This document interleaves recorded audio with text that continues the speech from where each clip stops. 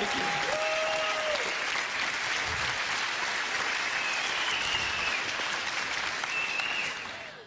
All right. Men's brains, women's brains. Women's brains think, give, give, give, give, give, give, give, give, give. They just love to give. They're happiest when they're giving. You get a bunch of women together and they're all giving to each other. Oh, I love your hair. I love your shoes. I love your outfit. Oh, they just love it. Now, men's brains are a little different. Men's brains think, take, take, take, take, take, take, take, take, take, take, take, take, take, take, take, take. And you get a bunch of men together, and we insult each other. We do. You're fat. You're ugly. You smell. Thanks, man. You know, I mean, that's... So if women love to give, and men love to take, which way do you suppose the give and take goes in most relationships? That way. Women think the answer is to give more. If they give more, it will inspire him to give back. Ain't gonna happen. All right? You've got to learn, girls, that if you're going to be truly happy, you're going to have to learn how to take in your relationship. And women are fundamentally very uncomfortable in taking in their relationships. They just love to give, give, give, give, give, give, give. But you'll give yourselves to death. A lot of you just burn yourselves out. It's not unusual to have a woman and her husband come into my office and, you know, she's been married, they've been married for 25 years, and she says, I've given to that man. I have nothing left to give. You ever hear a woman say that? I have nothing left to give. They're burnt because they've just given so much. Then you look at the husband and he goes, I thought we had a good marriage. Because it's been great for him. She's given, he's taken, this rocks. All right? So now, girls, I'm going to show you how you can take advantage and change that flow in your relationships. I'm going to show you how you can get a man to do what you want him to do. All right? Now, when I first say that, all the girls go, yes. And all the boys go, you sold me out, man. You sold. But be cool, because the guys like this part. It's the women who hate it. I get more static from women over what I'm about to tell you, because fundamentally they hate taking in relationships. They think that he should just, you know, just give on his own. He should just give. You know, they're hoping, you know, when I say get a guy to give to them, they're hoping I'll say, bad guy, bad, bad, bad, you need to give more. And that's what a lot of these people do in some of these seminars. They beat up on guys, you need to be more. No, the real key, I mean, I think we've established it doesn't work, okay? The real key is to change the woman's perspective and empower you, because you, in fact, have the power to change this. But a lot of women have been so affected by over-romanticized concepts in marriage that they don't understand this. They really think that if he really loved me, this would all just happen automatically. If he really cared about me, you know, la la la la la la la la la la. A lot of women really struggle with this concept because they tend to live in this false romantic fantasy land.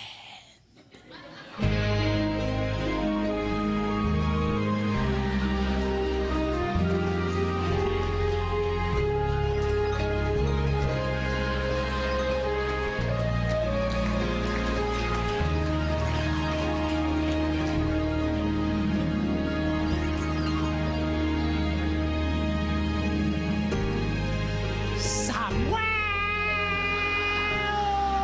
over the rainbow.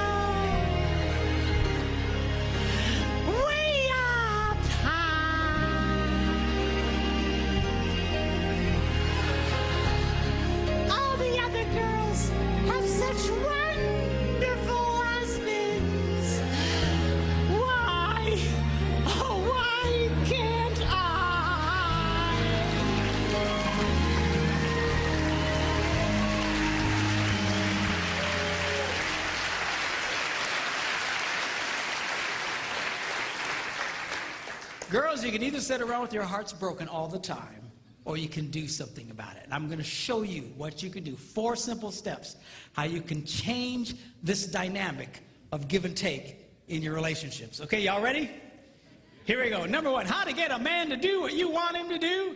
Number 1, you need to ask him more than once.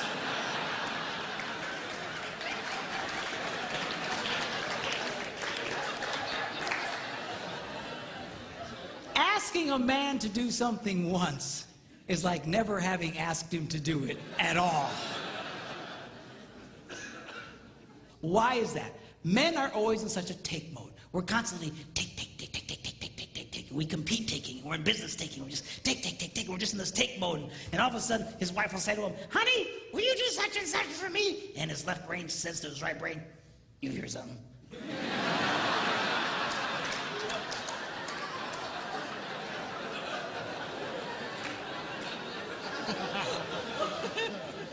His right brain goes, nope.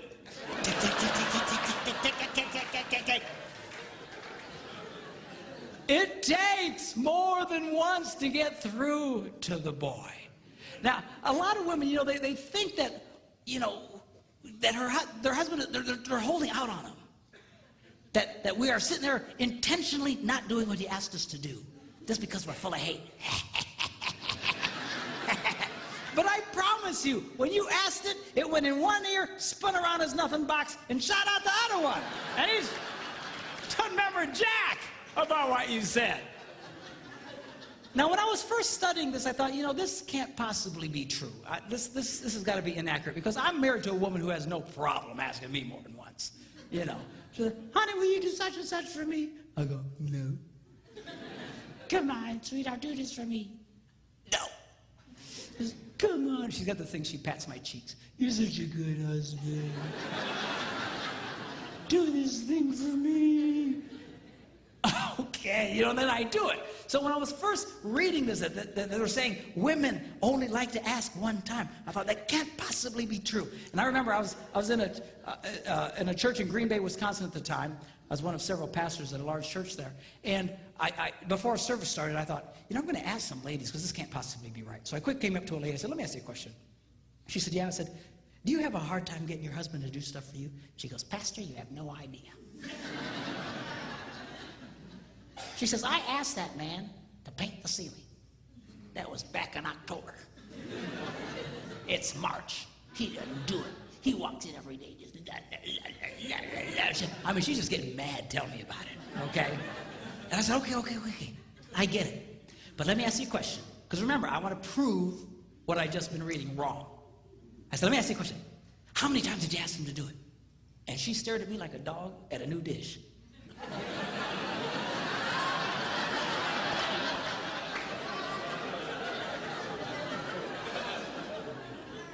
She said, once. I was stunned. I says, why wouldn't you ask him more than once? She says, I shouldn't have to. I said, you might want to try that. I got away from her. Went to another woman. I said, come here. And she says, what? I said, let me ask you a question. Do you have a hard time getting your husband to do stuff for you? She says, Pastor, you have no idea. She says, I will ask my husband, honey, put away the laundry, and I'll stick it right in the middle of the living room. And he didn't do it. He just walks right over the top of it. He just walks around it.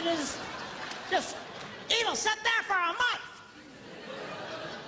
And she asked me with all seriousness, she said, Pastor, can't men see laundry?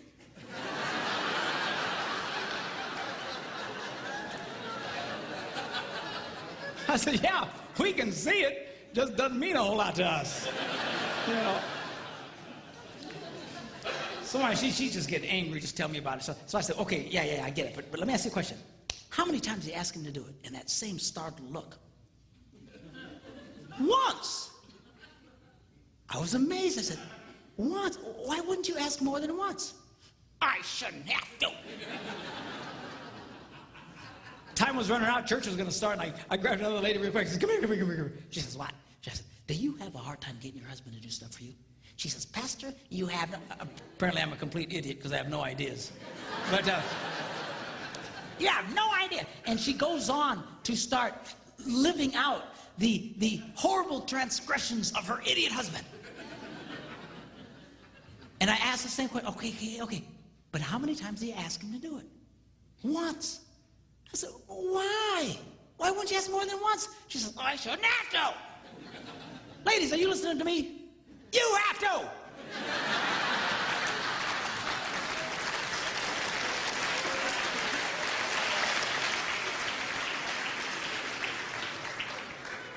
To just get mad and madder and madder and having a cow over nothing.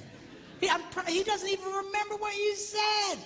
You're thinking about it. But then I learned something. The reason women find this so offensive is because really, they don't want to ask the first time. It's true, you little sinners.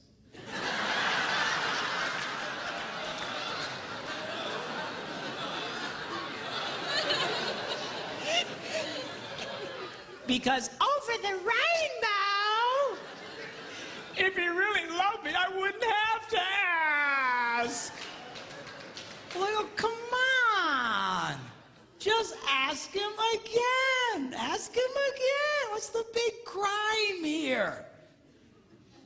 You know what it is you resent the fact that he's resistant to do it, because not only do you want him to do it, you want him to want to do it. You do.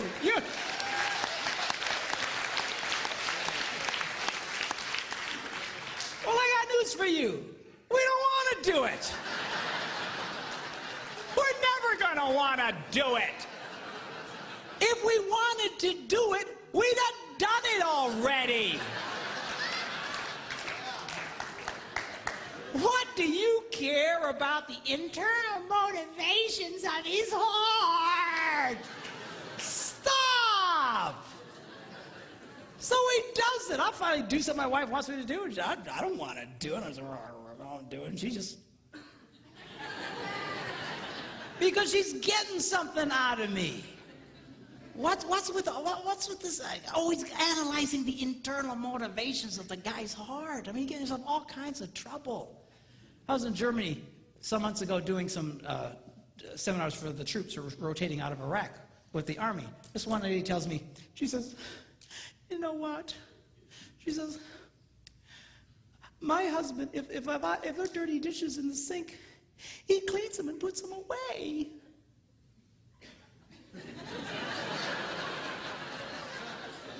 I go, yes, and? She said, well, I asked him, why do you do that? And he said, because I hate dirty dishes. And she started crying. I said, lady, most women think they died and went to heaven if their husbands. Yeah, but I wanted him to say, well, I do it because I love you.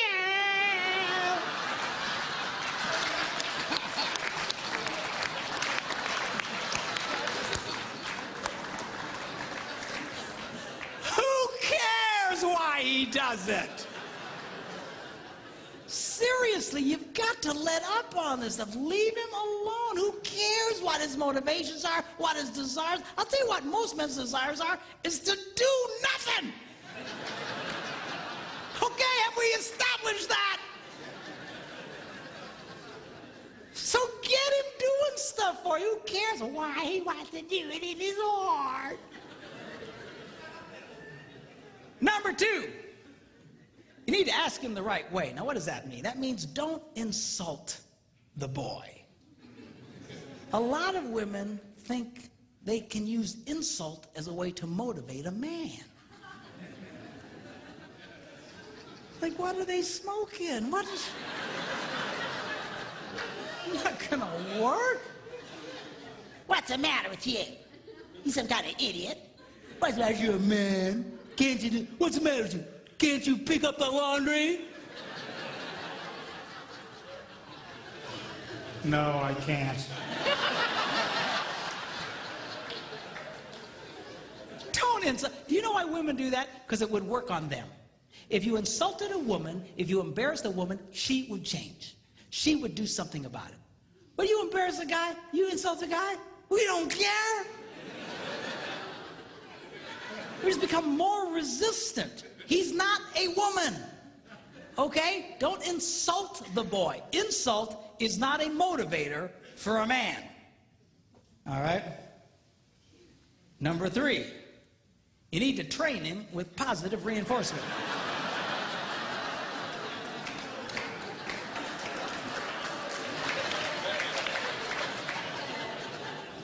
What does that mean? Well, training a man is kind of like training a chimpanzee.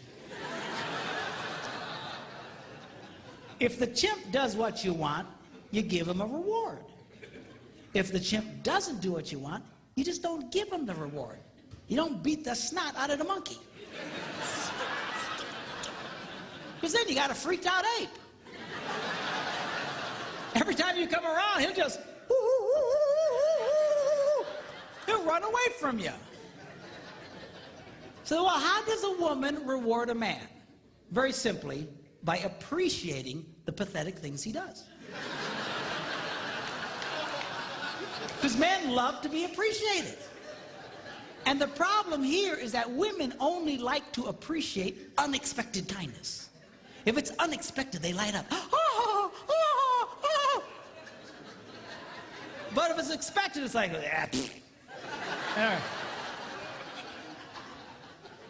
You know, seriously, I mean, that's, in the beginning of your relationship, that's how he got you to fall in love with you in the first place.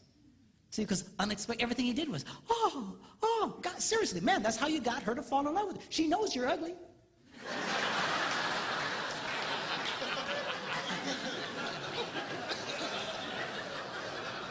How do you think you got such a beautiful woman like that? Because you were nice to her and everything was,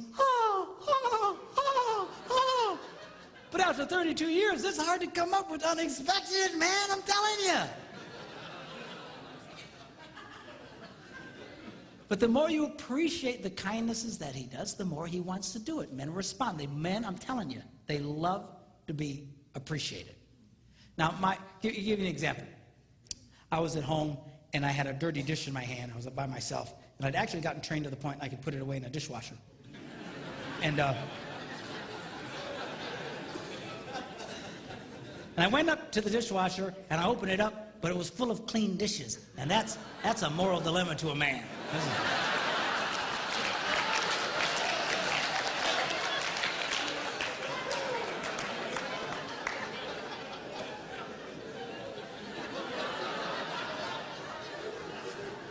So it finally dawns on my little brain, empty the dishwasher.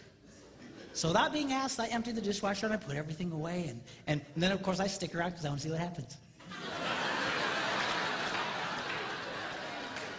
Why? Because I love to be appreciated. So my wife comes home, she's la la la la la la la. She goes over to the dishwasher and goes, you emptied the dishes. And she goes, you're such a good husband. and I eat it up.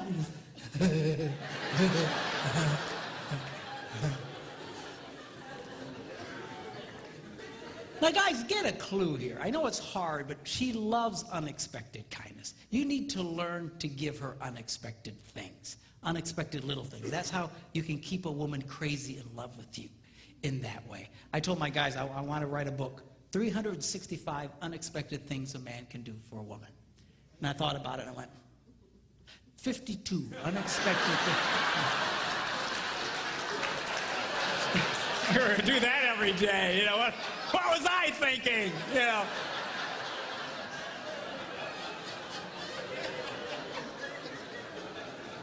Because they light up. They light up. You know, some time ago when I was first doing this, I couldn't afford to take my wife with me. And so I was doing a lot of traveling by myself. And I was at a grocery store or gas station. I was paying for the gas, and I saw one of these rack of greeting cards. And this one caught my eye. It said, "My favorite place to be is wherever you are." I thought, oh, I should get that. How much is that?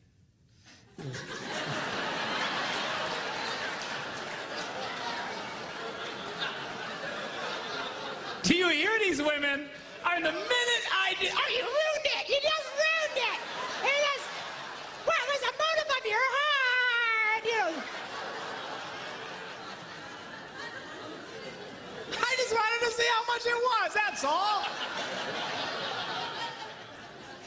There's something wrong with y'all. Anyway, so $1.50, I went, okay, $1.50, I can do that. So I paid $1.50 and I signed it, I took it home and I put it in the kitchen. I want to stick around and see what happens. And she eventually comes in and la la la la la la la, and all of a sudden she goes, ah, a card. And she opens it up and it says, my favorite place to be is wherever you are. I got to tell you, boys, it was the best $50 I ever spent in my life.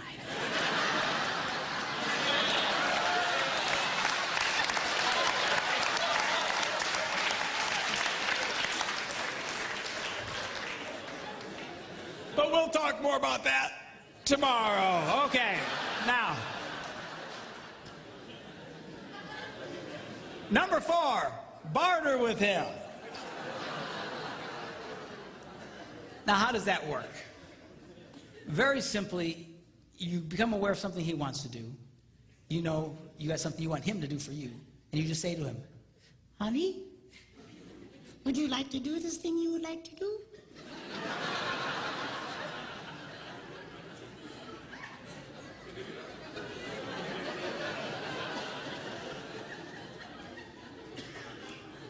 Yeah. Well, do this for me, and you can do that. What's the catch? There's no catch. So now he's doing it. It's a trade out. It's just, you know, so guys like this thing because we know what the rules are.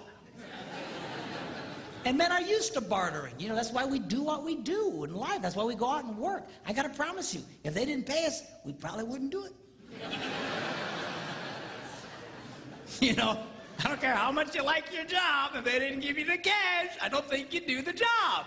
It's all part of the bartering system. Men like that, okay? Now, the strongest bartering tool a woman has, we'll talk about tomorrow.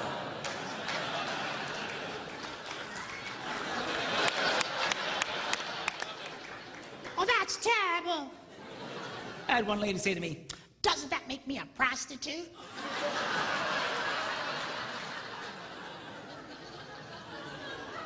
I said, he's your husband, for crying out loud. Women have no idea the power they held over us. Just, they have no idea. I'm telling you, you can get a guy to do almost anything. You just come up to that boy and find something disgusting like cleaning the garage and say, hey, baby, how'd you like that?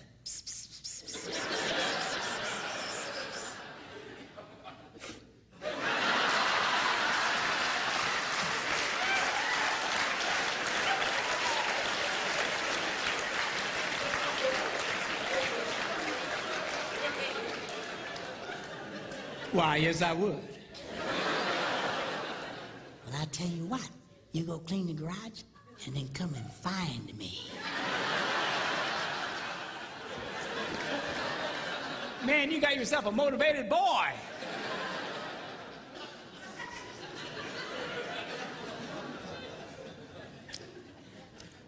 I was listening to Dr. John Gray talk along these lines. He's the guy who wrote that book, Men Are From Mars, Women Are From Venus. Really a brilliant guy. And he was telling the story of how his wife came up to him and said, John, take me to the opera. And he said, I don't go to the opera. Hate stupid opera. Dress up like a penguin and go out there. And right there, a lot of you girls would have just went,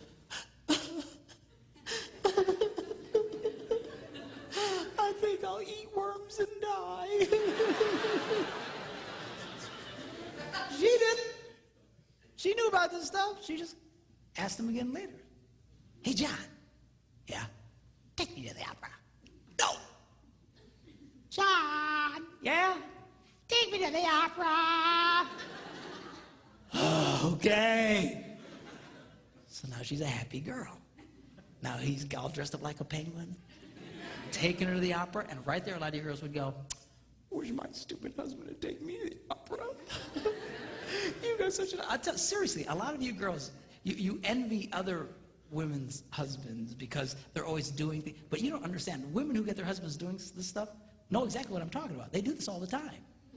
You sit out with your heart broken because you won't do these things. You think he should just cosmically do them on his own. I mean, somewhere for the rainbow. So he takes her to the opera, endures this mind-numbing experience. On the way home, she's holding his hand, just lit up. And he says, when we got home, I pulled into the garage. As soon as the garage door closed, she reached over and grabbed me and made love to me right in the car in the garage. I assume they weren't driving a subcompact.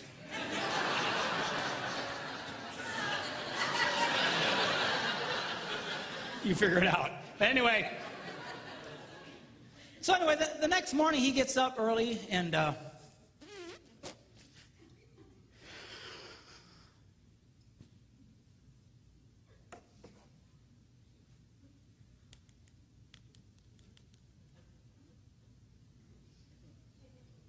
yeah, I was wondering, how much are season tickets to the opera?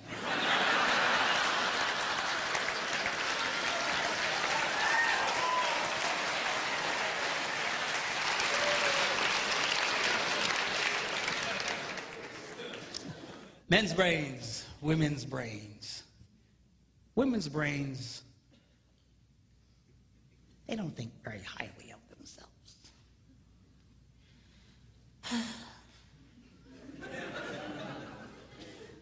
I'm too fat. I'm too tall. I'm too oily.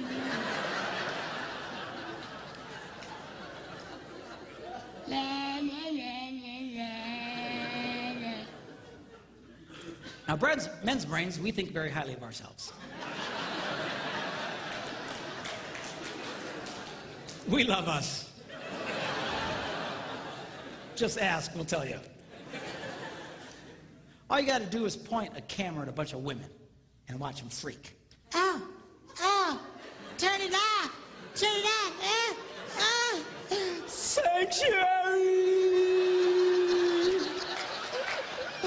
I'm a hideous monster.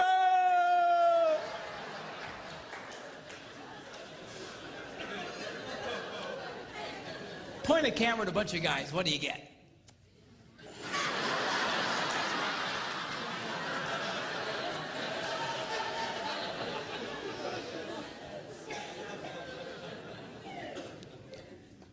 You ever watch a woman walk by a bunch of mirrors in a mall?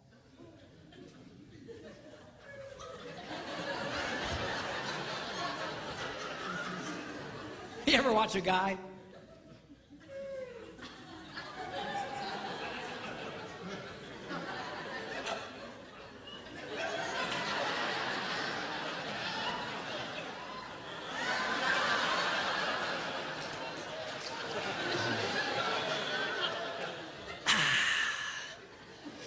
Still got it.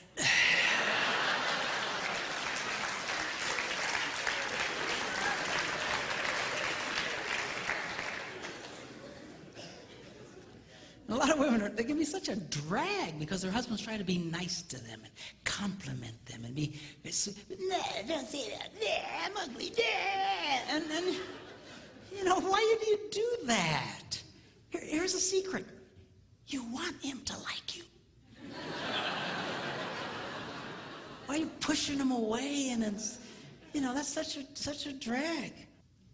Ladies, do you know there are 3 billion women in the world who don't look like supermodels and only 8 who do?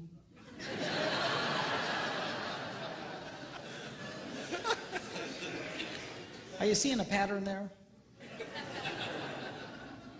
Do you know Marilyn Monroe wore a size 14? Not too many guys going, oh, I don't know, she's a little chubby, I think, for me.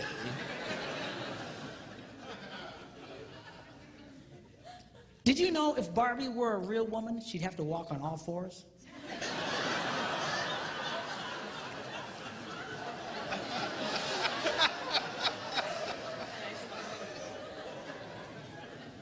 Explain it to her later, okay? understand. Okay. Do you know the models in magazines, they're airbrushed? Do you know what that means? That means even those women don't look like those women. You're constantly staring at these pictures, comparing yourself to these perfect women. Man, I'd get depressed too. Man, my wife would buy one of those women's magazines. They're like this thick. It's like an encyclopedia. 98% of it are just ads. Pictures of other women.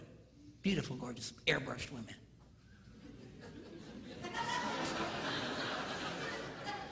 Good night. Do you know 1 out of every 4 college-age white girls has an eating disorder? Can I be politically incorrect here? You know who really has a problem in this area? You white women. It's a documented fact. Women of color generally don't have this problem. You ever see Hispanic women? They walk around like they own the world.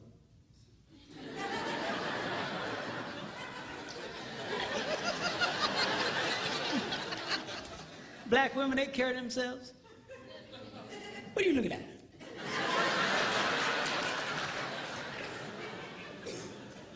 Typical white woman. I mean, come on. I was watching this movie with Steve Martin and Queen Latifah. You seen this movie? She's like the hot babe in this movie. She's a healthy girl, Jack.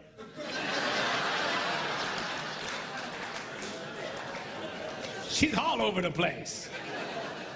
But you know what? She came across as very sexy in that movie. You know why? Girls, men are not looking for perfect women. You know what's attractive to a man? A confident woman. When women carry themselves in a confident way like that, it's very attractive to a man. And you just be who you are. Just carry yourself with confidence. So you're not perfect. So what? Nobody's perfect. Even the perfect women aren't perfect. Now tomorrow, I'm going to be sharing with you when we do our little talk about sex.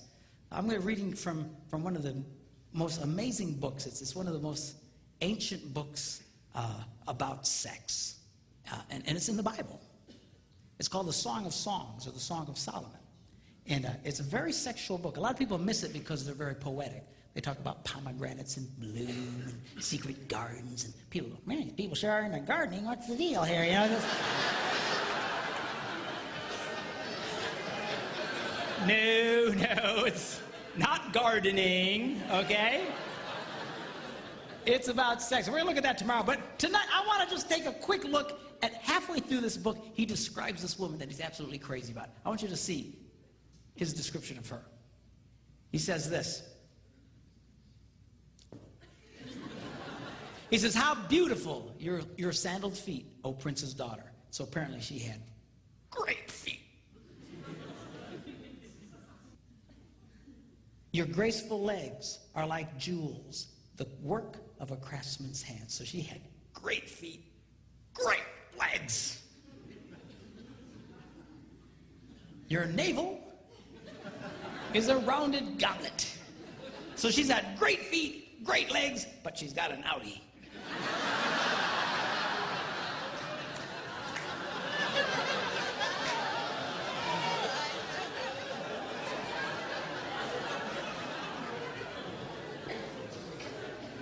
Your waist is a mound of wheat.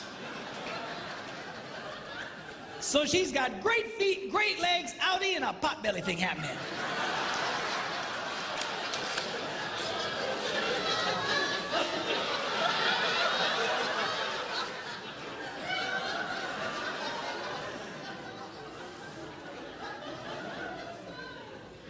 Your two little itty-bitty breasts are like two little itty-bitty fawns. So she's got great feet, great legs, outie, pop belly, and little boobs.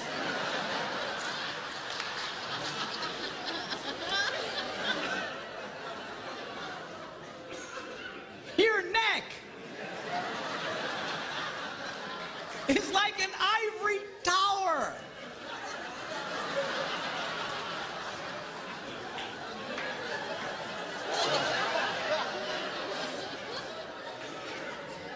So she's got great feet, great legs, outie, pop belly, little boobs, and a big neck.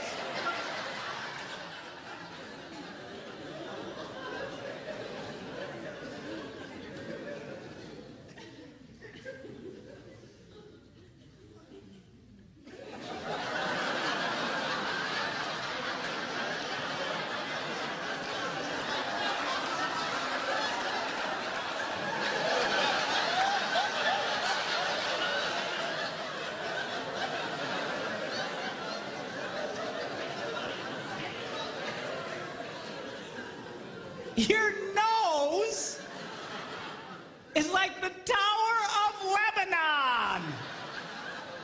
In fact, I think they can see it from Lebanon. So she's got great feet, great legs, outie, pop belly, little boobs, big neck, and a huge snaz.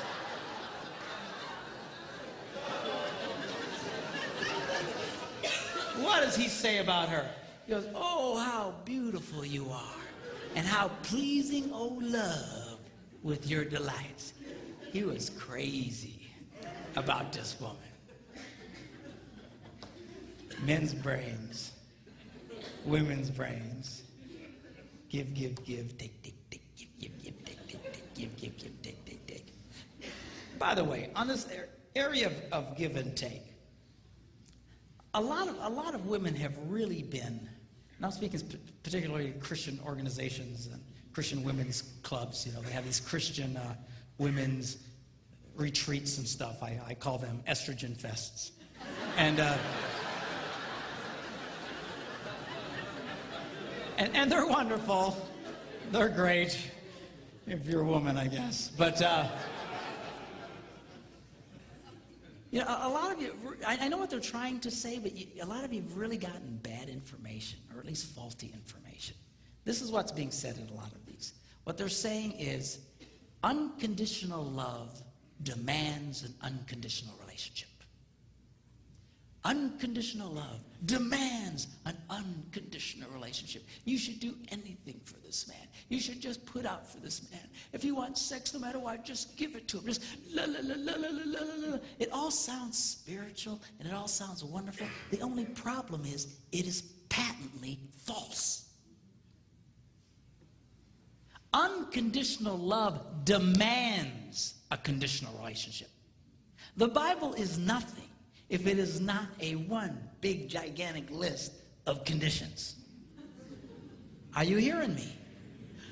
Well, doesn't God just love everybody? Yeah. Whosoever, God so loved the world that he gave his only begotten son, that what? Whosoever believes. Conditional. You actually have to do something. Yes. You want God to get close to you? You know what the Bible says? What do you have to do? You have, conditions. You have it. The whole thing is unconditional. I'm sorry. Yeah. An unconditional relationship will destroy your marriage. It will destroy any relationship. An unconditional relationship with a child will create a hellion. An unconditional relationship with a teenager, he'll destroy himself and take everybody he can with him. It is not healthy. It is not good. It is not holy. It sounds right, but it is not right. You girls need to get comfortable with this idea of taking in your relationships. Putting some conditions. Now, the stronger the relationship, the stronger the conditions can be. You need to be careful. All right? And I know I'm putting a lot of weight on the girls tonight. I'll beat up on the guys tomorrow. But, you know, the stronger the relationship, the stronger the condition. You got to be careful. It's kind of like, you know, if I play hide and seek with my grandsons, you know, you hide behind something, you know, that they can still see you. All right, come and find me. And they'll, you know,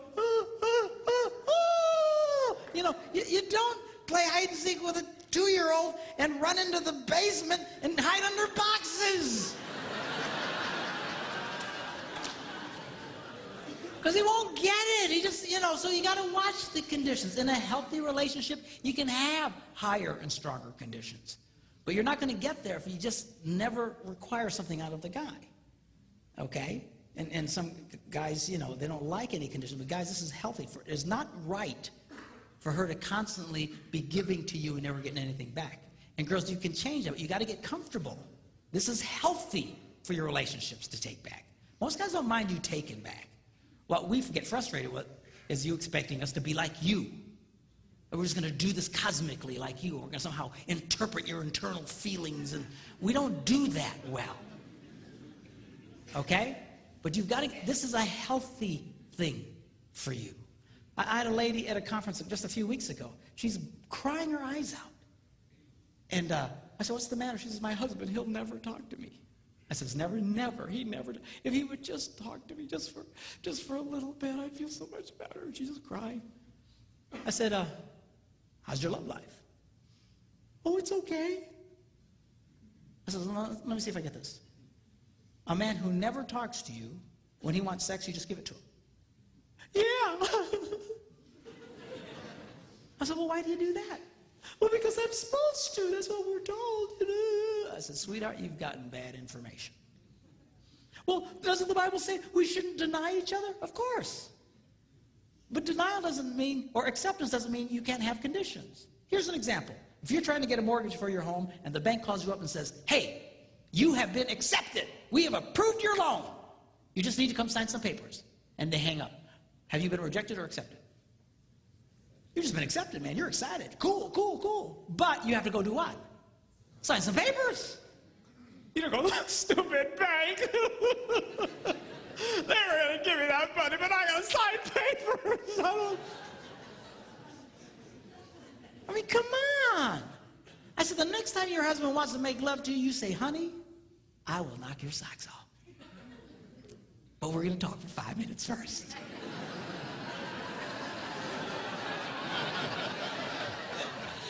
That's fine. That's healthy. You can do that? Yeah, you can do that. And most guys don't mind. You know, again, get us in that position. Start taking back from us. But again, you got to be careful. You got to be careful. If your relationship's real weak, you can't be demanding real heavy things. The stronger the relationship, the tougher you can be. Here's an example. My wife, we have a very good relationship. All summer long, she's been telling me to kill the spiders in the house and in the garage and the outside around the house. We live near water, and spiders love water, and there's spiders everywhere. And I went and bought the poison and stuff to kill them, but I didn't feel like doing it.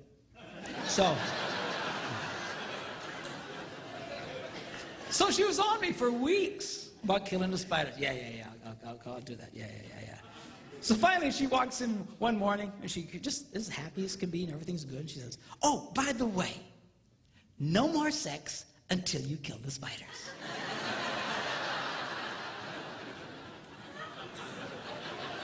And she walked away.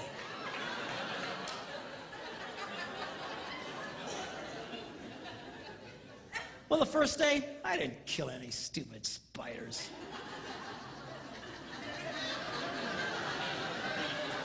Second day, I didn't kill any stupid spiders.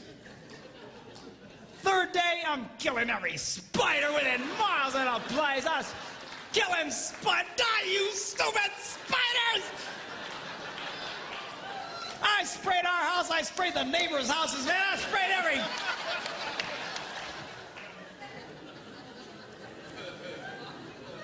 Did I want to do it? No. Did she care? Nope. And she's getting stuff out of the boy.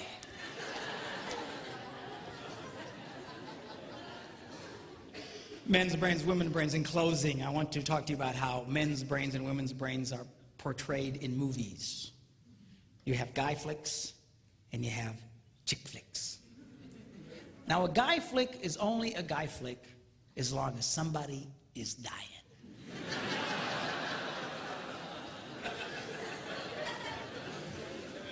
And the more horribly they die, the more we love it. You know, some guy gets his head chopped off, we go, oh, yes! Dude, rewind that, man. That's gotta hurt. Play it again, man. We love it. And you know what? This appeals to all men of every culture around the world. There is something that God put in the heart of every man that just lights up at the idea of living your adventures and conquering your adversaries and going for your dreams.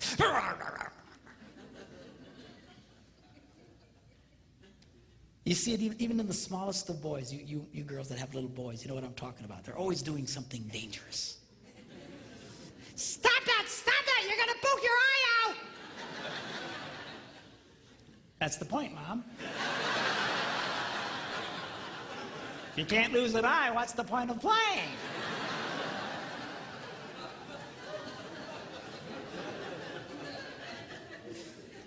It wasn't a woman who invented football.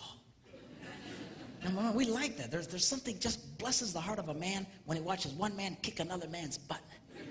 Yeah, yeah! Light up on the inside. Just, we love it! I believe God put that in. I'll tell you, you can't possibly read the Bible and not see that God is a first-class, #1, grade A butt kicker. Not a chance. Even at the end of the Bible, it says someday Jesus is going to come back and he's going to be riding on a white horse and his robes are going to be dipped in the sweetest perfume that he got from Bath and Body Works. Is that what it says? No. Robes are going to be dipped in what? Blood. And all the men go, oh, shit. Dude, blood. That means somebody's going to get their butts kicked. We love it. Now, women's movies, chick flicks, are a little different. Chick flicks are about connecting the wires.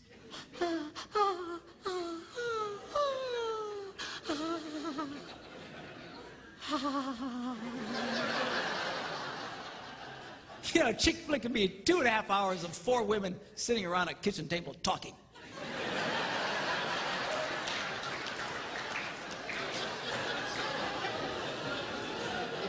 And she'll be watching it going,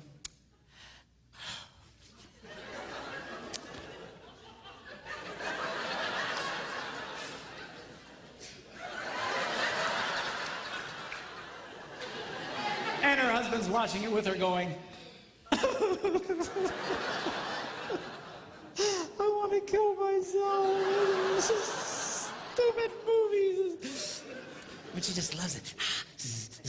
And these movies, they appeal to all women of every culture in the world. Why? There's something God put in the heart of every woman that says, connect the wires, connect the wires. It's all about relationships. It's a relationship. One of the reasons why married men make more money than single men is that married men become more skilled in their relationships and become more successful in life. They become more valuable to their employers. Because when a man marries a woman, he's marrying a handbook on relationships. It's true. It's absolutely true. Single men remain as they came into the world, clueless.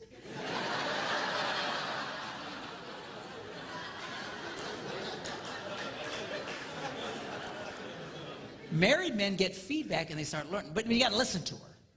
No, we don't like listening to you. I got to be honest with you. Yeah. I'll come up with some great plan and my wife will say, better not do that. Oh, woman, what are you talking about? I'm telling you, it's a bad idea. Oh,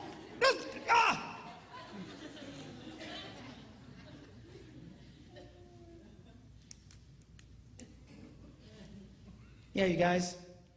Yeah, we better not do that. Yeah. I just feel it in my spirit.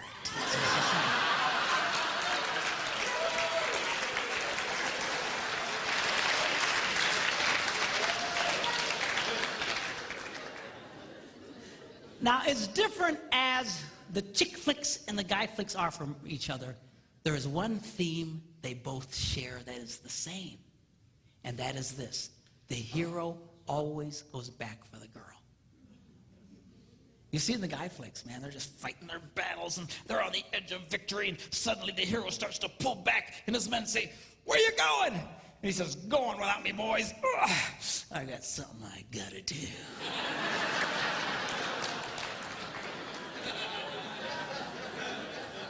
And at great risk to himself, he goes back for the girl and he rescues the girl. And guys watch that on the screen and we go, yeah. Women have the same theme. The boy always comes back for her. I was watching this chick flick, Jerry Maguire. Have you seen this one? And in this movie, they'd broken up, and finally he wins the big contract, and he realizes it doesn't mean anything because he doesn't have her. And he quick hops on a plane, and he flies home, and he walks into the house, and she's there with a bunch of her girlfriends, and he walks in unexpectedly, and they all look up, and he goes, oh, hello. And she says, what are you doing here? And he starts to explain to her that he had finally succeeded and gotten everything he dreamed of, but it meant nothing without her. And he said to her that you complete me. And she goes, you had me at hello. And all the girls see that and they all go, oh, yes, yes, yes, yes. All I'm saying to you boys is this. Do what's in your heart. Live your dreams. Live your adventures. Overcome your obstacles. Do what you gotta do. Just don't forget about the girl.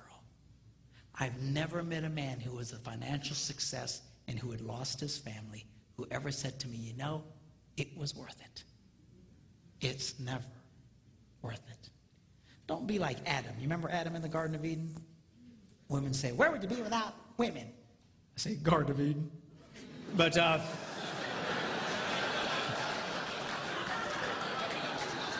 it's just a joke. I know it's not fair. Really, Adam's job was to guard the garden, to take care of the garden. He fell down on the job. When that serpent came around, he should have kicked that thing out on its butt. I don't know if serpents had butts. But they don't now. When God takes care of you, man, I'm telling you, lose your butt altogether.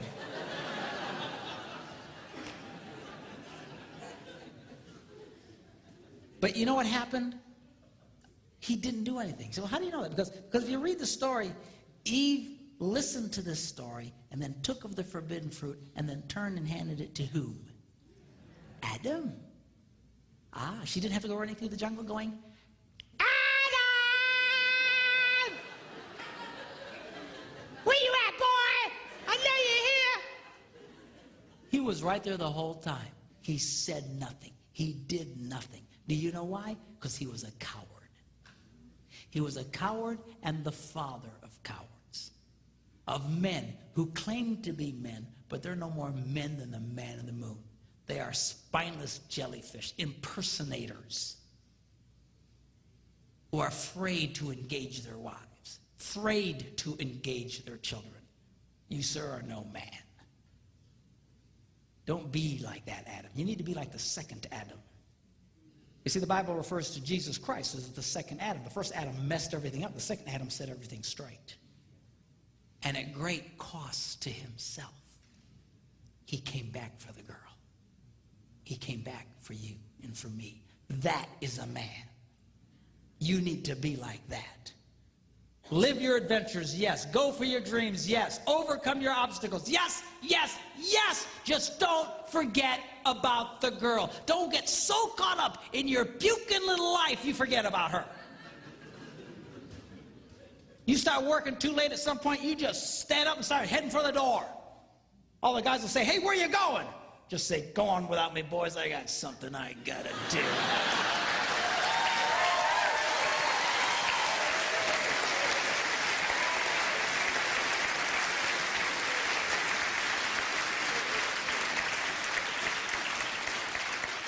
And then go back for the girl, surrounded in the camp of the enemy by wild monsters. You mean like in the movies? No, I mean your children.